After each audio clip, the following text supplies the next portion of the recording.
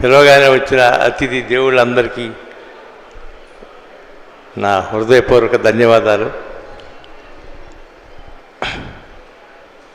అలాగే పాత్రికేయ మిత్రులు, పాత్రికేయ సోదరిమణులందరికీ కూడా నా హృదయపూర్వక కృతజ్ఞతలు. ఈ సినిమా జూలై 9 మీ ముందుకు వస్తుంది. చూసి తప్పకుండా ఆశీర్వదించండి. నేను ఇండస్ట్రీలోకి వచ్చి 52 ఏళ్ళయింది. రాఘవేంద్రరావు గారు లేకపోతే అశ్వినీ దత్ అనేవాడు ఉండడు.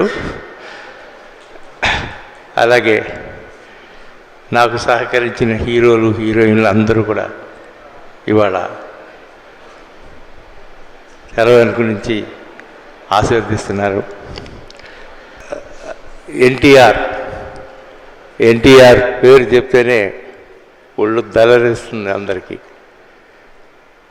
75లో ఆయనతో మొట్టమొదటి సినిమా, 77లో ఆయనతో రెండో సినిమా.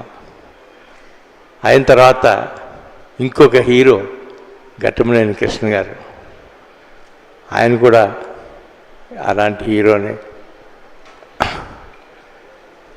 ఆ తర్వాత అందరినీ ఇంట్రడ్యూస్ చేసిన